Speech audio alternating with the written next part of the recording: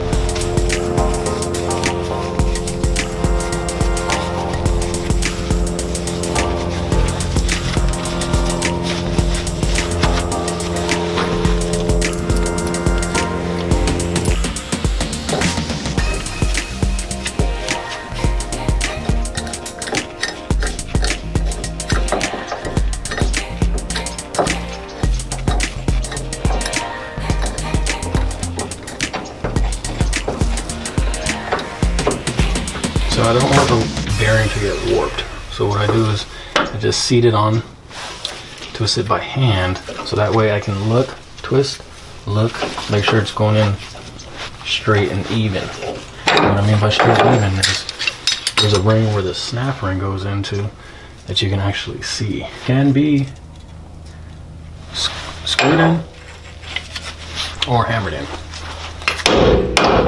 Press. Works either way.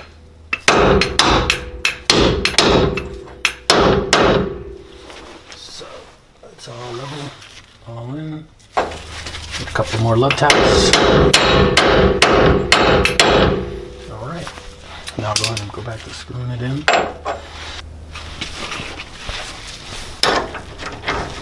No force. You don't want to use force when putting it back in. You don't want to go in the rope. See, that just broke it, and now it's just sliding right in. Very light force. Slide very nice and easy. Don't want to use an impact gun or anything like that because then you don't want to force it when you torque it.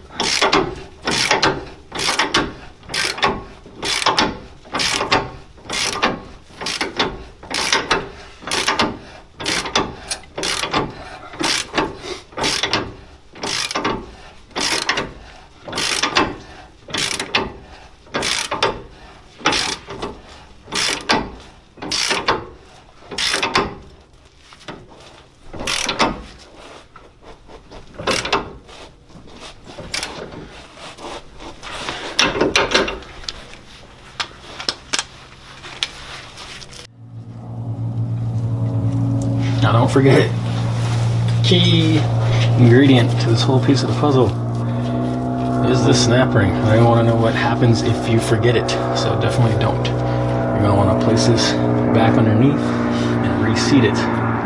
Again, having the right tool makes the job 10,000 times easier. I tried doing it with needle nose pliers, I've tried everything. Punches. Just get you a great pair of snap ring pliers. These channel lock ones I got at Lowe's. O'Reilly's had the ones that were too small. These were big enough to grip it because it is a massive, it's larger than a 3/8, but it's a massive snap ring. So you want to make sure you have the right tools for the job. This makes it 10 times easier. I'm just going to be these in here.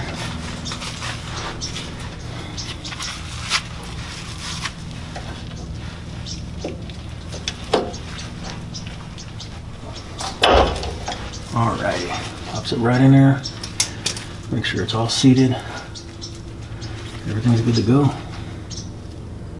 Now I forgot an important piece. There is a misalignment tool. You want to make sure that when you put these ball joints in or out, that these pieces definitely fall through. So when you remove the ball joint, see if I could position it here a little bit. Just need to twist it. Grab the actual screw. Alright, so there it is. So there's just brass fittings that fit on both sides. You want to make sure these are out. Obviously when you get the new Uniball, they'll already be removed. But you want to make sure that when they come out, both of these fittings come out. So these actually go inside the Uniball. That's where the bolt's going to ride on. So if they're seized, they won't fall out. Obviously, depending on what level you're working from, you won't see them. So for instance, if this is still in the bottom, when it comes out, you won't see it, depending on where you're at. So I've pressed before and actually smashed the bottom end of it. So you want to make sure those come out. Once they're seated, you want to put anti-seize on them, which I already have.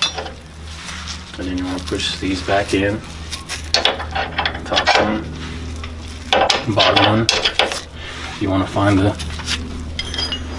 bolt that went through the bottom of the spindle, which is here. And this is a 5/8. So I used a vice grip initially just to prevent it from spinning, because the torque is coming from the impact gun, so it's going to back the nut off fairly easily. You don't have to have a lot of resistance on the top, but when I'm tightening it back down, obviously, I'm going to use all the right tools. So once you make sure that both fittings are in, the top and the bottom misalignment, so obviously check it for any damage, make sure everything's good, because this is actually going to be sliding into the bottom of your spindle. Obviously, again, anti-seize, and then the beveled end towards the inside here. So you're going to have this flat portion, if you will, beveled portion here. This is going to go in towards the passenger side. So that pops on here, and then that's going to ride on that beveled misalignment adapter there. So that's in. Washer, remember, washer and nut. So washer goes underneath like so. All right, and then the nut's going to go on the bottom. And this is going to be, I'm going to say a 22 millimeter. So then that portion is back together. Obviously, you're going to need to tighten it down.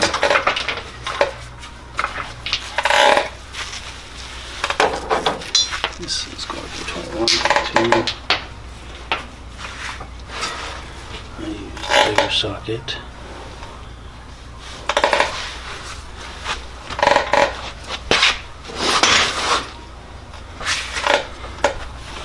And if you can see here, before I go any further, this is the previous one I damaged because I pushed on it. Now, the alignment, the Uniball removal tool, I used an impact previously, and it will just keep sandwiching because of torque from the gun.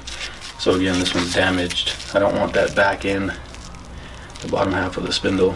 Chewed it up pretty bad. So, and these are specific, so can't just get these anywhere. You got to go through the manufacturer who produced your arms, and because the Uniball sizes are different, 1 inch, 1.5 inch, things like that. I know there's a lot of different brands out there now. I go with the best and trust the best, which in my consideration is Total Chaos. So obviously went through them. Pat, who's awesome, was able to get me another one. So I want to make sure, obviously, when you're taking apart anything on here, that you're also inspecting everything to make sure everything's good to go. And then this one's going to be torqued down to 100. So torque wrench, set it to 100. This here, because again, I'm just holding it in place. So all I need to do is seat it, torque this down to 100.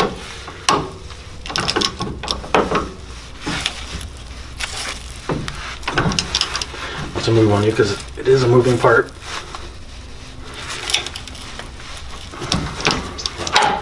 Alright. If I get some more torque this way.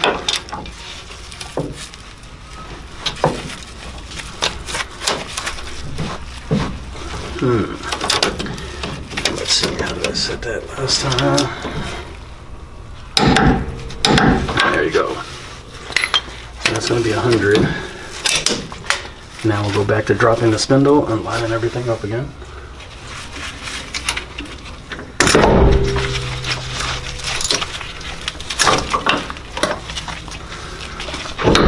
Alrighty, so now I'm going to reseat it.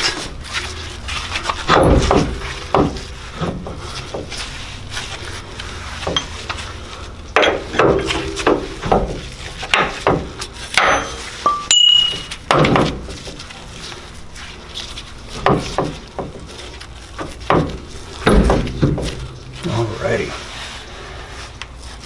So again, go through the same process.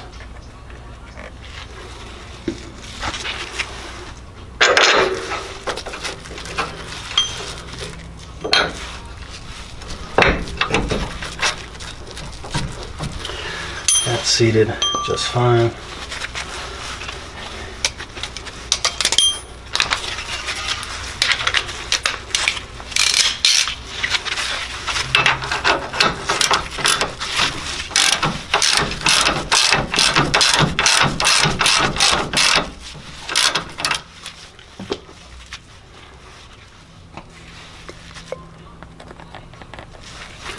Thread lock, put it in there.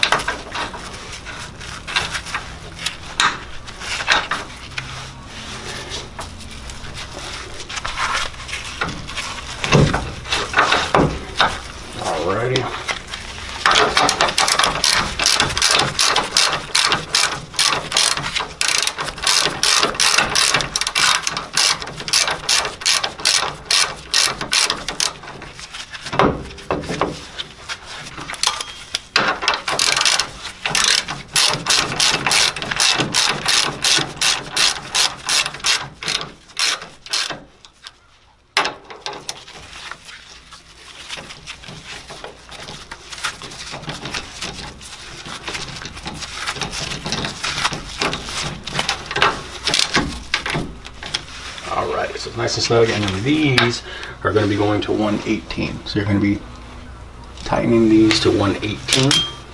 Now this is going to twist because again, you're tightening it down, which is no problem. Once it sees into position, you're good. All right, 118.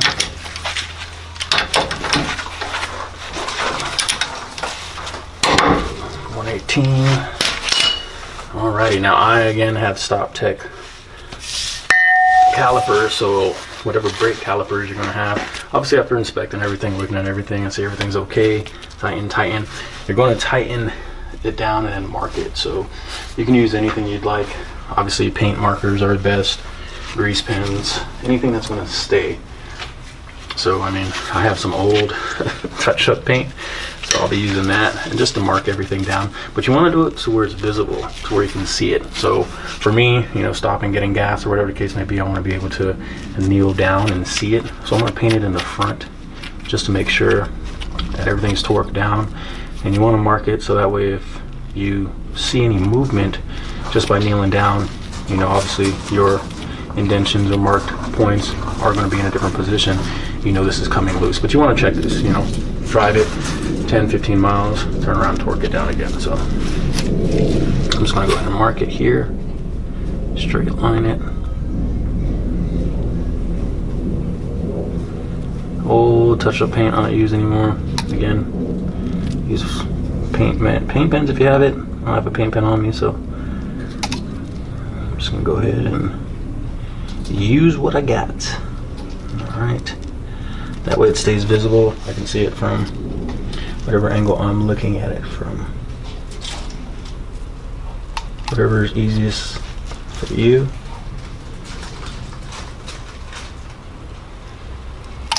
Alrighty, so it's been all marked. And again, you want to mark the bolt head and then the assembly. That way you know if there's any movement. Alright, so with that, inspect my rotors. There's no damage, no heat scoring. And this is a big brake kit, so this is a Stop Tech big brake kit. Again, you're not going to have the same exact system as me, but no worries. You may have the same system, who knows? Line that up. And then onto the calipers. Here, same scenario. Now the calipers for me, which I'm pretty sure might be the same as factory, but I know in Stop Tech, they're going to recommend 125 pounds. So I'll go ahead and back this up for you. So same scenario. Now we're going to be putting the caliper on. Rotors I'm going to push all the way to the back. I have the same setup where the calipers is not hanging on the brake line. It's suspended off of a strap. Gotta love these cargo straps. They're super easy to use. So I'm just going to go ahead and unhook the strap. Line the pads back up. And go ahead, line up the bolt holes here. Alright. Now. Alright. So I'm going to go ahead and tighten these down as well. While the caliper is off. You shouldn't have to reset anything. You should be able to just slide it right back on. The pads will be in the same configuration as when you remove it off. If they're while they're off, you know, anybody hops in the cab, starts breaking it, obviously you're going to compress and those pistons are going to come out. Then you're going to have to back out the pads again, but I haven't touched anything, so I am good. And then these are going to be set to 125 per Stop Tech. So again, torque wrench, raise it to 125. All right, put the top on, the bottom I should say.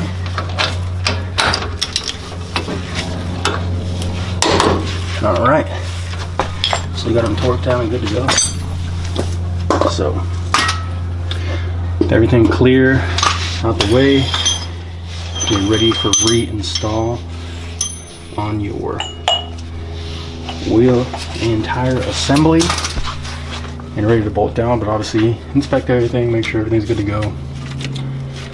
You know, since the tire's already off, this might be a good time to lube all the grease certs, inspect everything. Just kind of go through, check boots, make sure nothing's broken, leaking, inspect brake lines, all that good stuff. So for me, everything's checking out, everything's good.